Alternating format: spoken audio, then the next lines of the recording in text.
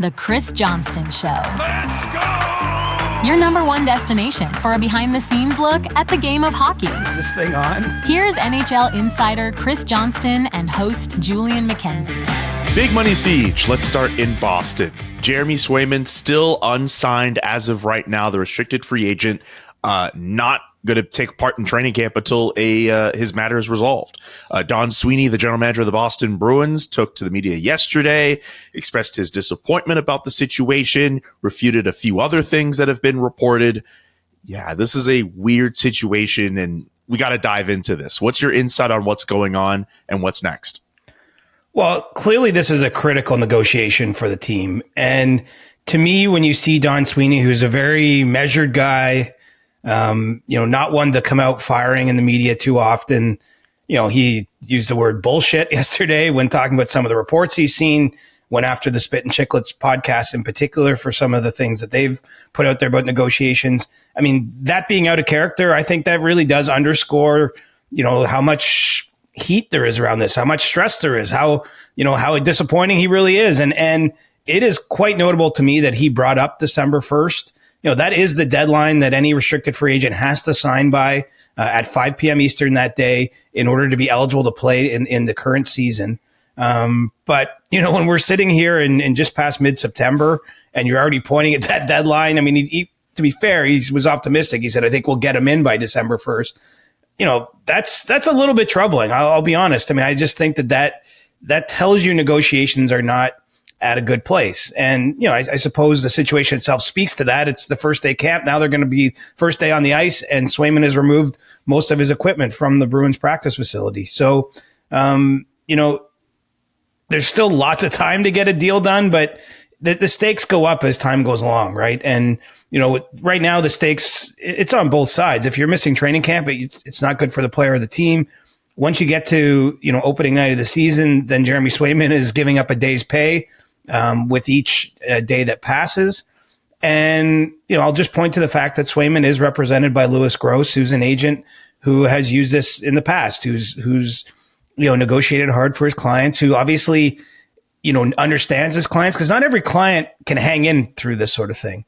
But he does represent William Nylander, and he was the last player to sit out right till the December 1st deadline. They actually got his extension done like within an hour of the deadline at that point in time in Toronto on a second NHL contract. And so, Swayman clearly believes in himself. It's an agent who's not afraid to negotiate this way. And I think my sense is there's a lot of stress building around Boston. And that's all you can do as a player who's a restricted free agent, right? I mean, we should point out, the CBA, the only thing you can really do is maybe sign an offer sheet with another team.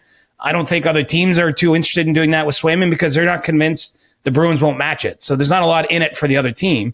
And if you're a restricted free agent, the only other thing you can do is withhold your services in essence. And it's not as though he's actually withholding his services. He doesn't have any services to provide because he's not signed to a contract. But, you can only not play and just wait until you get that deal. And so, this is a negotiation with a lot on the line for the team and the player. And, it just feels like it could stretch on for a little while now based on what we saw on the opening day of camp in Boston.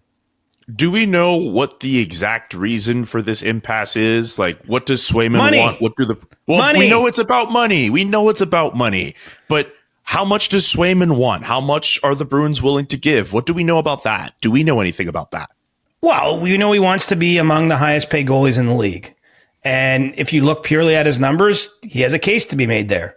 What the team is countering at is saying, you actually haven't been our number one goaltender for an entire full season yet. I mean, obviously he ended last year's campaign, carried the mail for them in the playoffs, played a lot of the games down the stretch and played at a very high level. But I think that the team is trying to make the case. First of all, you don't have a lot of rights here, so they don't have to necessarily pay him at the absolute top dollar. And the second part would be that we want to see it a little bit longer, the way they have with other players in the past. And so, where the solution to that lies, it could go a lot of different ways. I mean, maybe Boston rethinks things and signs him to a long-term deal and pays him that money and just says, do you know what? The cap's going up. We expect him to be our goalie for, the long foreseeable future, and we think he'll be among the best at what he does. Maybe it ends up being more of a compromise, something like a 4-year contract. Maybe they get to 7 million, 7.5 million, something like that could make sense. But I mean, the reason it's not done is because they see the world differently. And, I don't think either side, quite honestly, is taking an unreasonable position here. It's just that it's a tough pill to swallow, I think, if you're Boston, to make him among the highest paid goalies in the league just because you feel like you need to get more sample size. But, I'm a player guy in the sense that, it's generally millionaires negotiating with billionaires. And so it's hard to argue that Jeremy Swayman isn't worth among that if you look at where his numbers have been and what he's done. And the fact that, I still think there is just a little whiff of lingering, frustration, tension, whatever you want to call it, because the Bruins did take him to salary arbitration last season. Now, he got a 1-year award, which set him up now to negotiate a much higher contract than that award. But, he got a taste of the business by having to go through that last summer. And now it's real business.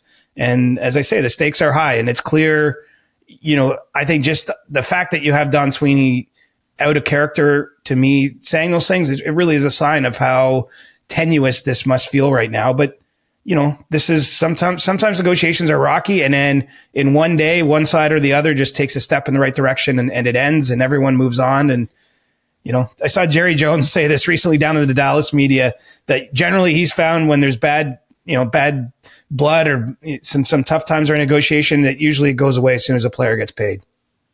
That is very true. I wonder in this situation if this ultimately leads to that, where we see Don Sweeney in the media, and then by Friday, hopefully not Thursday, hopefully we could let this episode breathe before Jeremy Swayman signing. But hey, maybe by the end of the week, something happens. Of course, but I would say buckle in for a longer one, just based on everything feels very status quo right now. And I think it's going to take some time.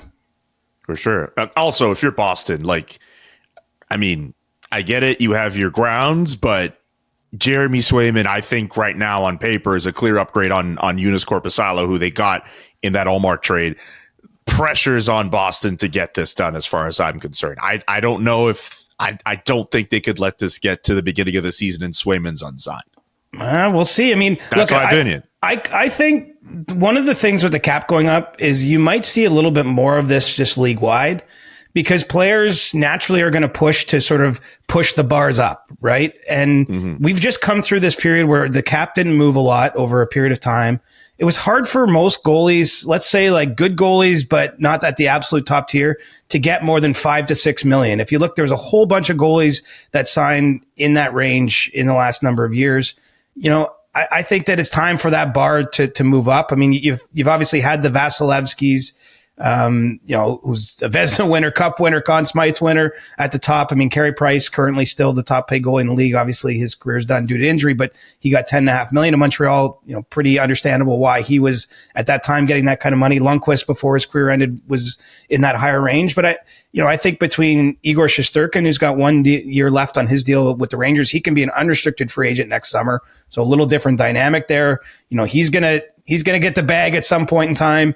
Whether it ends up being in New York or perhaps somewhere else, if that doesn't come to pass. And, now Swayman is after it. And, as much as teams have kind of opted to go with the 2 goalie systems and tried to keep their costs down in net, I think that there's a natural reset here. And that's part of maybe the underlying dynamic is just that he doesn't necessarily have pure comparables that the Bruins can feel good about. But at the same time, he has leverage.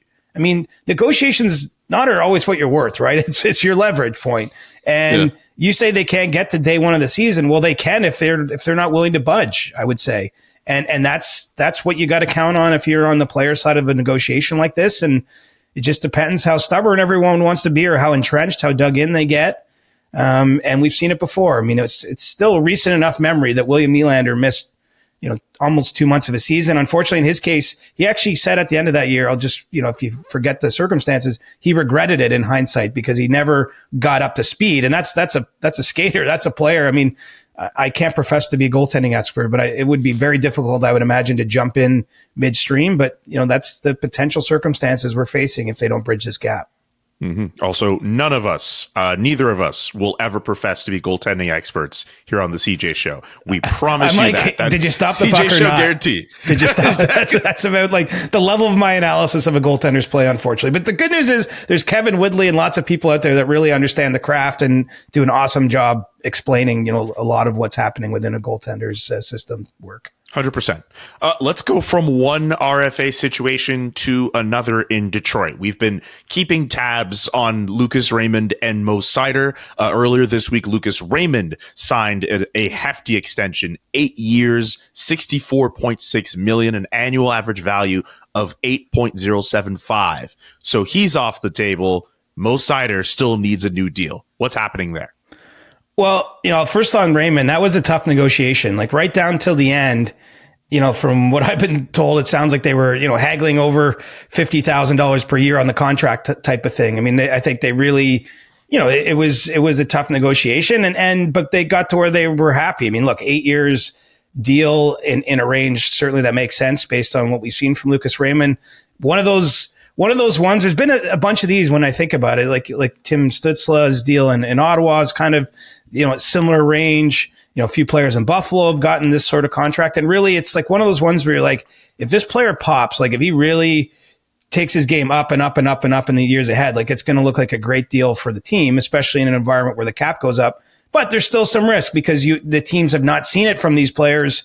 You can project everyone's going to improve, but lots of things can get in the way of that, whether it's injury or other circumstances. So that, there's sort of a shared risk there. It seems to me like the path to a solution for Mo Seider based on, what I believe to be the circumstances of the negotiation is not going on an 8-year deal. I think on an 8-year contract, he's just going to need to be paid above the $8.7 million that Dylan Larkin makes as the team captain. I think Detroit is anxious to sort of establish that for the time being as like kind of an internal team cap. Which is something a lot of teams have done over the years to great success. There was years there the Bruins had, certain numbers no one would go ahead. Tampa, same thing. I think they kept a really good internal team structure. So it's almost like when you get in a negotiation, I don't care what so-and-so is making down the road on this team. This is our hierarchy. This is what we do. And so, I can understand why the Red Wings would want to do that. And I can understand why Mo Seider is looking around saying, I'm a right-hand defenseman. Look at my points. Look at what I produce. And so it does seem like the path there is to do something shorter than 8 years. Could come in at 6 years or 7 years, I think. And that might be a way to keep him below that $8.7 million bar. So, it's hard to handicap when any of these things will end, but that path is kind of clear, I think. And so, let's see if they can get that done sooner than later. But I think that it's helpful now. I mean, they had Jonathan Bregren, who they signed, obviously not the same caliber of these players. And then they signed Raymond. Now all the attention is on getting the Seider deal done. They were juggling a lot of balls through the summer, frankly, in Detroit. And so, this doesn't feel like one that needs to drag on and on and on. But as I said, the Raymond contract, I do know right down to almost the moment it was they shook hands or signed on the dotted line, they were still kind of going back and forth on the specifics. So, that's every cap dollar is important for these teams. And obviously, if you're a player, you want to earn as much as you can as well.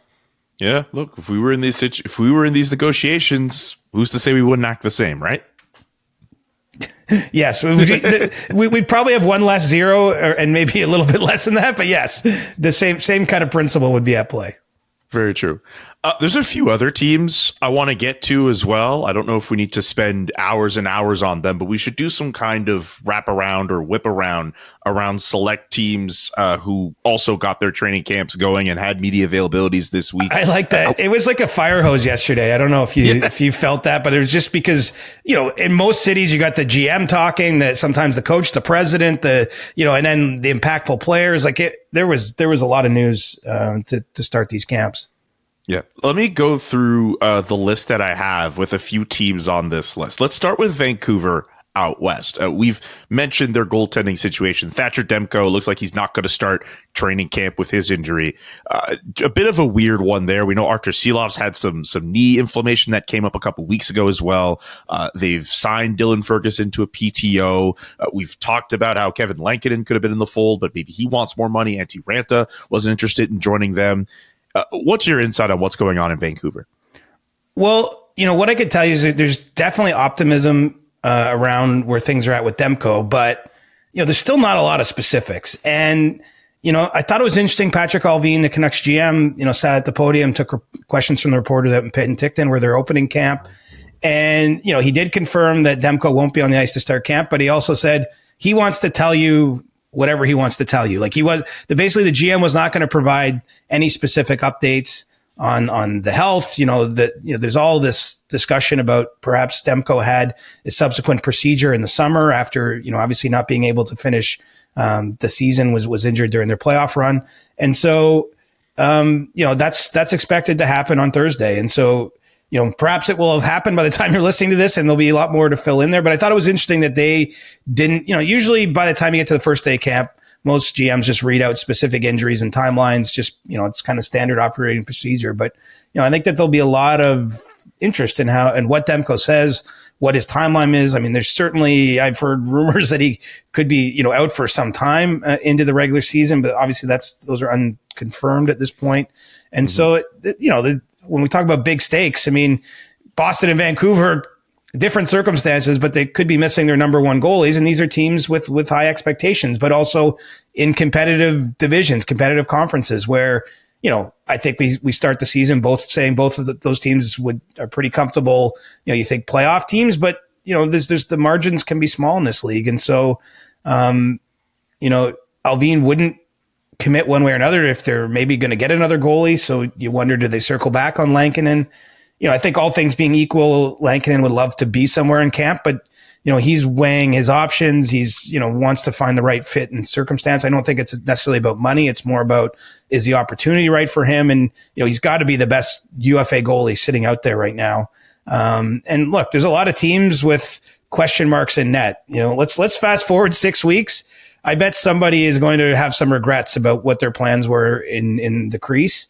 There's a lot of hope at the start of camp, but then reality tends to hit once you play 3 games a week and, start losing some of them. So, developing situation there, but let's keep your eyes on Demko and your ears on what he has to say, because I think we're going to get a significant update here in the coming future. Oh, we will. Let's stay on the West Coast. Los Angeles Kings earlier this week signing restricted free agent Arthur Kaliyev, 1-year deal, $825,000. That interesting, a 1-year deal for this player. What do you think about that deal?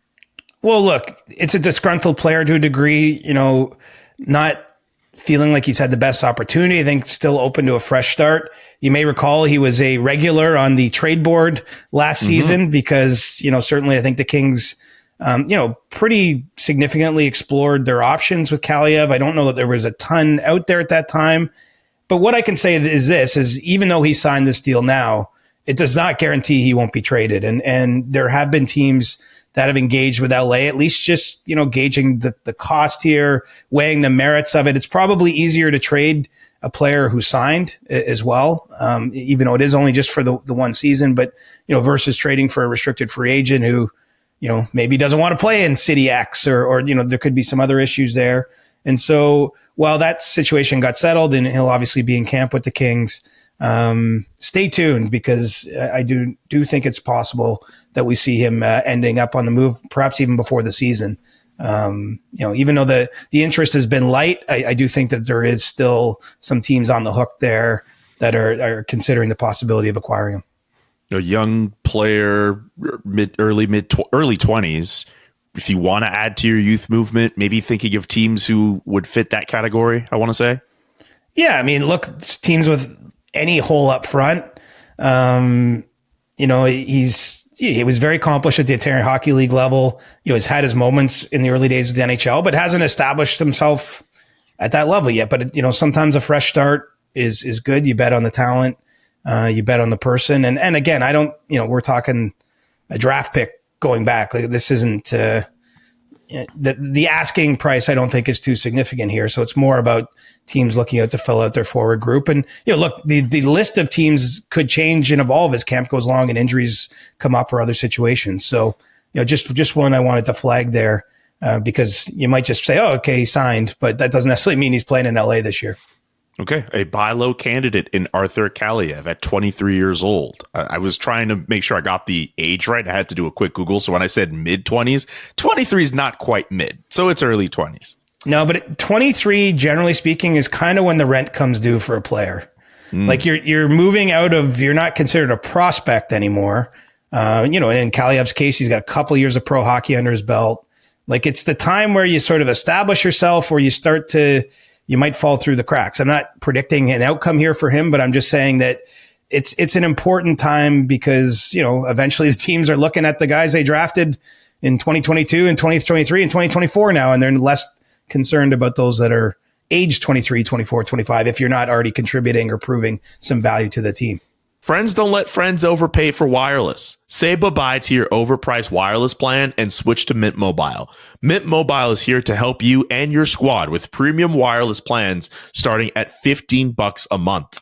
All plans come with high-speed data and unlimited talk and text delivered on the nation's largest 5G network, and you can use your own phone with any Mint Mobile plan and bring your phone number along with all of your existing contacts. Ditch overpriced wireless with Mint Mobile's deal and get 3 months of premium wireless service for $15 a month. And to get this new customer offer, all you have to do is go to mintmobile.com/Johnston. Cut your wireless bill to $15 a month at mintmobile.com/Johnston. $45 upfront payment required, equivalent to about $15 a month. New customers on first 3-month plan only. Speed slower above 40 gigabytes on unlimited plan. Additional taxes, fees, and restrictions apply. See Mint Mobile for details. Okay. Let's make like Pierre-Luc Dubois and go from LA to Washington. TJ Oshie is the topic of discussion there. He will start the season on long-term injured reserve. I'm just going to read part of a statement that dropped yesterday. The last season was challenging for me, my family, and my teammates as I dealt with a chronic back injury that kept me out of the lineup. Oshie said in a statement yesterday, I have used the offseason to explore and pursue long-term solutions for my injury. Obviously, a very tough situation for TJ Oshie, but what could that mean for the Washington Capitals if they put him on LTIR? Well, I hope TJ Oshie finds those solutions because really one of the good guys around the league over the years and wore his heart on his sleeve, was very top end player, and you hope for his long-term health that as well. What it means for the Capitals is it flashed me back to this last 12 months where Nicholas Backstrom started briefly the season last year and had to walk away from the team because of his health. Obviously, the Capitals went through the Evgeny Kuznetsov situation, ended up sending him to the minors, trading him to Carolina. Kuznetsov has since left and gone back to Russia. But, you look at Kuznetsov, Oshie, and Backstrom. I mean, three of the absolute key cogs of the team that won the Stanley Cup in 2018. You really, what do you have? Tom Wilson, obviously Alex Ovechkin standing. I mean, John Carlson, but most of the remnants of that team no longer are playing in Washington, and so they've turned things over there. And what it does is it just doesn't come as a surprise to the organization. I think they've been well aware of the circumstances with Oshie, but could potentially free up some money for them to make a move. I don't think that they're of the mind to have to do that right away. I mean, they did make a number of acquisitions over the off seasons, including Pierre-Luc Dubois, as you mentioned. So they're I think Washington for me is one of the under the radar interesting teams this year. They had, you might call it a weird summer because they behaved in a way teams at their stage usually don't, but I'm not critical of them. We know why they did it. They want to be as competitive as they can for as long as they have Alex Ovechkin in their lineup, as long as he's obviously chasing or trying to chase down a goal record. I mean, he's the most significant player by a mile in their organization and franchise history. And so they're behaving in a way we don't usually see teams. Either you're like competitive or you're kind of just flat out rebuilding. You're going the San Jose Sharks route, the Anaheim Ducks, Chicago, teams that have, lost a lot of games in recent years. Whereas they're making some bets, like the Dubois trade is absolutely a bet. I mean, if he discovers some of the form that he's had in his best days, you're going to be like, wow, you just got him, they got him for Darcy Kemper. But if not, you're on the hook for this year plus 6 more at a pretty sizable ticket. And I think that's a player that could be running out of runway. So what does it mean for the Capitals? They're trying to evolve and grow and still be relevant in a world in a way that NHL teams don't. And that's why I find it interesting. Like lots of trade action there. And you just get the feeling that they won't hesitate either. If the season doesn't start well, if there's issues, like I think that they're going to continue to be aggressive, trying to improve their team, because they're not just waiting for the number 1 overall draft pick. They're trying to win today, as long as they have that 39-year-old captain scoring goals. Mm-hmm. So yeah, Oshie starting the season on LTIR, but looks as if Washington could be a team to watch. Let's go to Tampa and Chicago, 2 places who named captains in the last day. Victor Hedman in Tampa Bay and Nick Foligno in Chicago. What do you think of those captains picks? Well, Hedman, it's a no-brainer, right? If you're moving on from Stamkos, and obviously they signed, kind of went under the radar because the Stamkos stuff took up so much of the oxygen around the Lightning, around the free agent period, but they did sign Hedman to a 4-year extension as well. So, while saying goodbye to Steven Stamkos, they basically put in place a contract that will likely take Victor Hedman to retirement, or right to the doorstep of retirement. Maybe he can add another year or 2 on after that. And so I think he's the natural successor in Tampa, but it's going to be an interesting year there. A lot of things were said in the media. Like there was a lot of quotes yesterday from around the league. Yes. One of the more interesting quotes I thought of them all, and TSN and Bardown made this into a graphic. It's actually where I saw it first. But Andrei Vasilevsky said something along the lines of Stamkos, that he told him, when you score on me, tap my pad, and it's not if, it's when.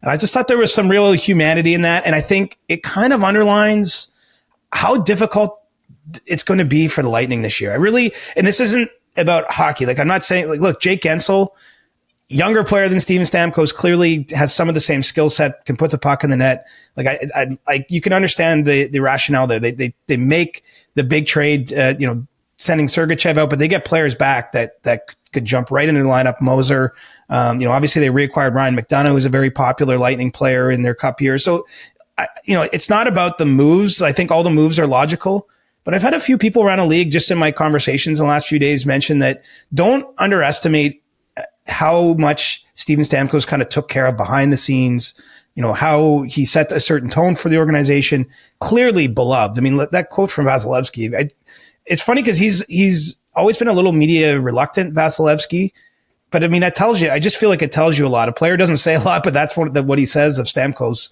It's going to be a tough job this year. So if anyone could do it, obviously Victor Hedman has been in Tampa just, virtually as long as Stamkos has been a huge part of their success, but things are going to change. It'll feel weird, I think, for everyone not having him there. And Hedman and Stamkos are such good friends. I'm sure Victor had a really good view into what it meant to be the captain, what Steven did that helped make that such a special place to play. But anyway, just want to put that on your radar. And Nick Foligno, maybe a bit of a surprise, right? Except, when you sit back and look at it, I mean, he was brought there to try to help along a young team that's, in the process of a major rebuild. He's been a captain for years before in Columbus, respected veteran in the league. He's got a couple years, under contract to the Blackhawks. And so this is almost like what the old school captain used to be. I just remember kind of growing up in the 80s and early 90s, often the captain was like an older player on the team who has lots of respect around the league within the locker room. And then it's over time, it's largely gone to like your biggest star, right? It's sort of evolved. But this feels like a throwback option. It would make no sense at this point in time, for example, to put it on Connor Bedard. I think right now, if we had to place a bet, and this would be a silly bet, but I would say Connor Bedard will wear the C in Chicago one day, but why rush that? Look at even this year, Austin Matthews is entering his 9th season, and that's when Toronto gives him the C. I don't know that, even though Jonathan Taves obviously wore it with distinction at such a young age, and Sidney Crosby, Connor McDavid, all players that sort of got it really early in their careers. But I don't think there's anything wrong with letting it wait. And if you're going to pick someone who's great with the media, who knows, has been around the league so long as Nick Foligno, so universally respected, pretty good choice for the Blackhawks. You grew up in the 80s and 90s? Yeah, buddy. I could have fooled me. I actually don't remember a lot of the 80s, but I'm just kidding. I know you did. It's just funny. I've looked this up. The first NHL game I ever attended as a fan was in 1990. So it's really... And I have memories of Gretzky, like vague memories of Gretzky as an Oiler, and he was traded, in 88, I think. So, like, I do remember the late 80s a little bit, but more of a 90s baby, I guess, or young boy, not baby. Yeah, I heard 80s and 90s. I know. You joke about your age a lot. I was just that wasn't a joke, though. I was more framing what I was talking about, though. Like, that, definitely in that era, it would sometimes be like the fourth defenseman on a team, but he's been around the league and he's grizzled. Like those guys were the captain more than the 21-year-old hotshot. But the world's changed. The league's changed. The league's a lot younger too. That's part of it. And obviously I think a lot of players are showing up ready to do it because, Sidney Crosby took the Penguins to the Cup final his third year as the captain and then won it in his fourth. So clearly he was up to the job. Yes. Let's go to Toronto. Where Mitch Marner was really excited to talk to you guys about his contract situation.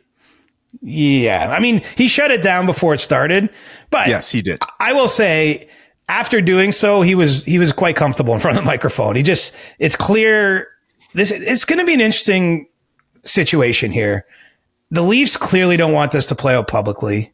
Marner and his camp don't want it to play out publicly, but it's hard to, like, how do you keep a cap on everything? I mean, he's such an important player to the organization. He's about to be the seventh. He will soon be seventh on the all-time points list. Like, if he stays in Toronto, if he signs an extension in Toronto, he has a chance to be one or two in all-time points for a 100-plus-year-old franchise. And he's a homegrown guy and all those things. So there's going to be a lot of discussion. There's clear that there's been discussions happening with the team and Marner's camp. I think that both sides, the best I can gather, are comfortable with where things are at. I think it's a little bit of the William Nylander playbook where let's start the season. There's a lot of good feeling about the summer Mitch Marner had. He attended that camp in Vail. Obviously had a lot of nice comments from other players there, Nathan McKinnon and the like. But there's a sense that Mitch is in a really good place, that he had a great summer, that he's ready to have a strong start to the year. And I think if that happens, we're probably looking at a mid-season extension. I have no reason to believe Mitch Marner wants to leave Toronto. I think on the Marner side, he has a little bit of doubt and it might be, I think it's just natural doubt anyone would have about, does the team really want to keep him? Do they want to make him, like, do they want to give him a big raise? Like, all those things, I think have to be worked through. And it's notable that it didn't happen in the summer. But yeah, to open camp, it was obviously a major storyline for reporters in Toronto, and he's just like, I'm not talking about that before there was even a question lobbed at him. So, this will be a bit of an ongoing saga, I would say, unless, look, if he plays really, really well and the teams winning at a normal clip, it will get quiet. To start the year. That's what Nylander did, right? If things went sideways for William Nylander in October or November and he was he's struggling, of course, Mark Masters or Jonas Siegel or the reporters that are around the team every day are going to go up to Nylander and be like, hey, you're like, is this contract weighing on you? Like, I think those questions are natural.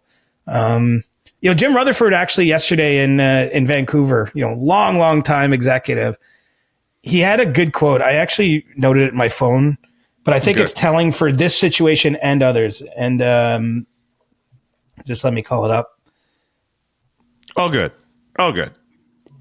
So we Jim like to take said, notes on this show. Whether players say they think about their contracts or not, deep down they do. Everybody does. And so he's talking about players that enter a contract year. It was a question about Elias Pettersson last year. He entered that season in Vancouver without his extension. He got it done during the year, ultimately, but he felt that weighed on Elias. And I think the same could be said of anyone. I mean, look, I'm going to take Jim's word. He's not only did he play in the NHL, he's been in management for like 40 years since. So, anyway, just something to keep in mind. That Marner story isn't going anywhere. It didn't end up. He did a good job of not saying anything yesterday.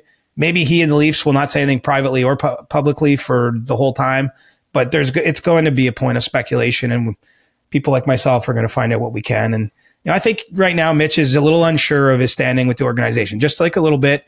And that will get worked through again. If he plays well and the season's going well, I could see it being getting done, long before the trade deadline. Yeah. Well, to Jim Rutherford's quote, any human being on any type of contract, whether you're an athlete or just any other civilian, we're all going to think about it. We are all human beings at the end of the day, right? Like, there's no way Marner's not trying to, especially in that market that he's in, there's no way he's not reminded of his contract status every single day that he's there. I just wonder if he's going to find a way to take all of that pent up energy from this past summer, all of what's been talked about around him, and turn it into this great season for him where he's able to put up points and say, hey, I'm the guy. Like, remember a couple years ago, he had played in the playoffs. He had the chain swinging after a goal, like some of that swagger that he had. I wonder if he's able to do that. Well, he's got a new coach, which I do think creates a new environment. I'm not saying he and Sheldon Keefe had beef or anything, but it's going to feel fresh. And this is a big year. This Four Nations tournament is a massive carrot for players Marner's age, right? Who haven't had a chance to play for, a true best on best team candidate situation. I think it's fairly safe to say he's going to be on the team, even though he wasn't among the first couple players named over the summer. But, I think he's going to want to be there. He's going to want to be playing on one of the scoring lines, which is definitely not quite as assured. Although again, I think he's in a pretty good spot. But, having a strong start to the season, getting attention for that, going and playing with your peers, having Nathan McKinnon say you're one of the best players in the world. I think all that stuff, especially if you've been through a rough period, it's got to help mentally. And if all that stuff, again, if all that happens, this could take care of itself. If you follow my drift, he maybe doesn't have to worry about the contract. If you're playing well, I don't think you have to think about it every day or dwell on it. Okay. Let's go to one last team for our look around the league, and we'll end in Columbus. The Blue Jackets unveiled details on how they plan on honoring Johnny and Matthew Gaudreau for the preseason and for the start of the 2024-2025 season. Just going to go through some of the stuff revealed in their statement from yesterday. Beginning with their first preseason game on September 23rd against the Sabres, Blue Jackets players will wear a special sticker on their helmets. It's blue with gray trim and features Gaudreau, two doves between the numbers 13, which that's the number Johnny Gaudreau wore, and 21, which Matthew wore at Boston College. And then for their first preseason home game against St. Louis, a moment of silence will be held in remembrance of the two brothers.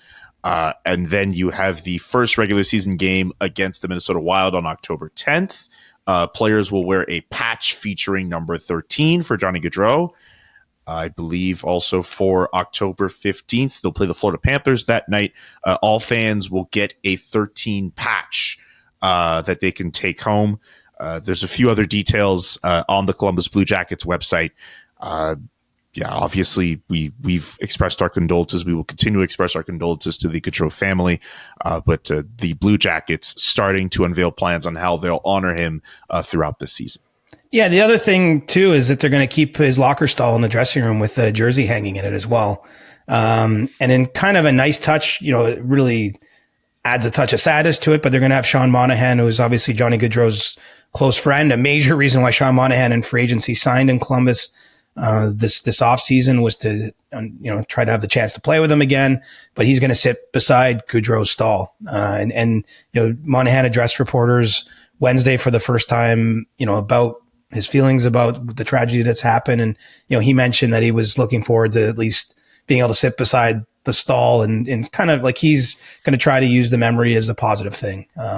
Not have it something that's hanging over you, but just remind himself of what Johnny Gaudreau, how much joy he brought to hockey. So, it's going to be, there's just no words for what the Blue Jackets are going to go through these next few weeks, but obviously, important to highlight the steps they're taking. And they actually called this, I believe, the preliminary ways they're going to, honor Gaudreau. So, it's not going to end at the announcement they made on Wednesday.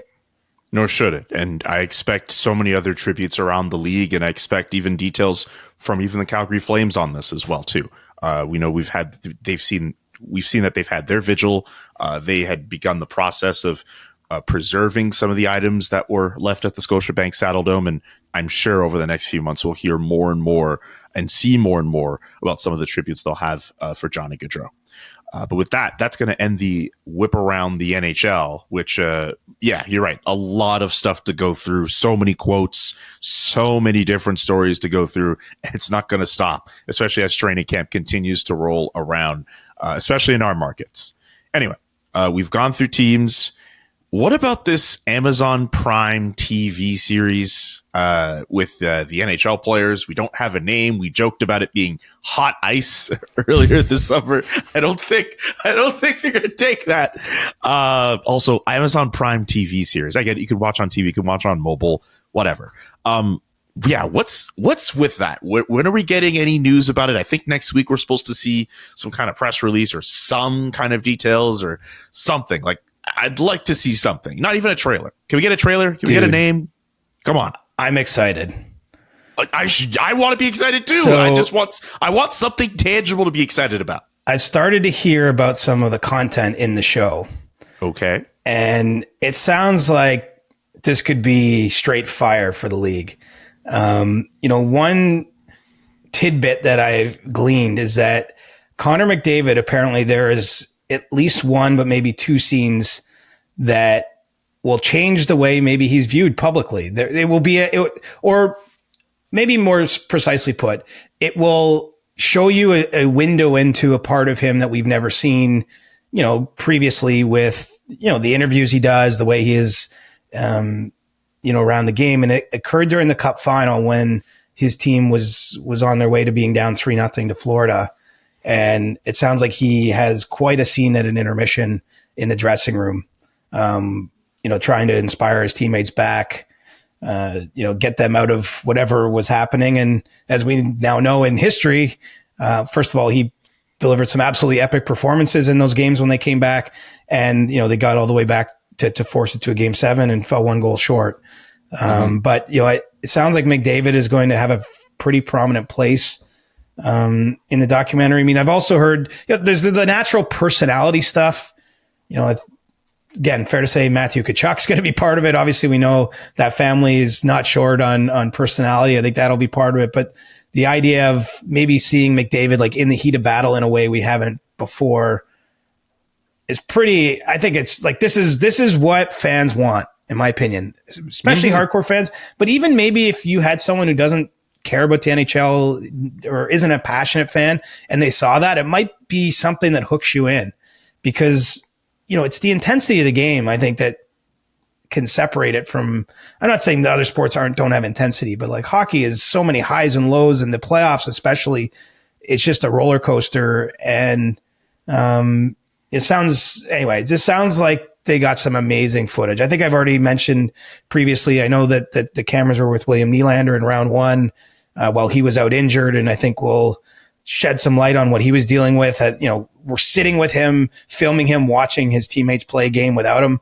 Remember last year, William Nylander played 82 regular season games, played the entire season, had his best season as an NHL player, and then couldn't play game 1, 2, and 3 of the playoffs. So I think it was 3. Anyway, definitely missed game 1 of the playoffs. And so, yeah, I think this thing is going to be awesome, epic. Put whatever you want on it, but I just want to share a little bit of tea because I'm starting to get some whispers. And, I'm actually going on Monday next week. There is a launch party. It's not a party, but a launch event in the afternoon. Gary Bettman's going to be there. Actually, Nylander's going to be there. And I think they're, based on what I sort of agreed to in the invitation, it seems like they're going to show us some of it. I don't know if I'm going to be allowed to say what I see there. Right now, this is just reporting the rumors. But anyway, I'm pumped for it. And hockey fans are going to see that drop here in the next few weeks. And when that drops, the whole show, this will turn into a review podcast. I'm going to binge it. Oh, I will binge it too. We're both going to binge it. Like 1,000%. Oh, 1,000,000%. I can't wait to watch it. I can't wait for us to talk about it. Well, I hope I'm not ruining anything by like giving it. No. Let's come on. It's if I'm hearing it, someone else is hearing it. It's going to get out there eventually. So. Yeah, I don't think you're ruining anything. Like, you're just talking about it. It's also, once we see the trailer and once we see some of what you're talking about, that's going to amplify everything. And then from there, it'll be full game. It'll be fair game from there. One other thing I want to mention being in the dressing room, seeing McDavid tear into his teammates. Like, under those stakes, under those circumstances, they're at game 105 of the season or whatever it is, like pretty epic. I love that footage exists. And he almost, the fact that him and the Oilers almost came back from a 3-0 deficit. Like, I can't wait to watch that footage now. What I'm also wondering is, I think of you mentioning that this could maybe potentially, there's a hope that it could appeal to the casual fan or someone who's not necessarily into the sport. Like, obviously the hardcores are going to get into it.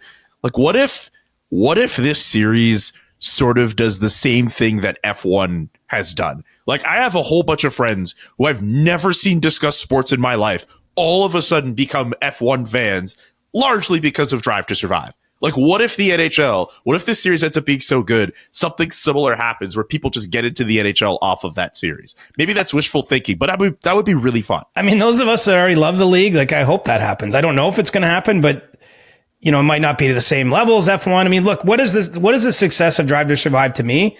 There's a lot of personalities in that sport, and that show does a great job. Like, they don't shy away from talking about conflict or talking about these things that are coming up. Let's hope some of these personalities in hockey get amplified a little bit in this show, and let's hope it's good enough they do it again, because you'll probably get better. The second go round, they will have learned things. And the encouraging part to me is Box to Box is the company that produced it. They produced Full Swing and these other shows. So you're talking about people that know how to storytell about a sport, because you are trying to market it to someone who maybe is not an expert on how the sport works, right? I mean, I don't know that much about F1, but when I watched that series, I found it very accessible. So yeah, that's the hope. Anyway, I just wanted to get everyone a little fired up for that, because I can't wait even for the launch party to see what they show us on Monday. Oh yeah, I can't wait to hear what you got to say about that.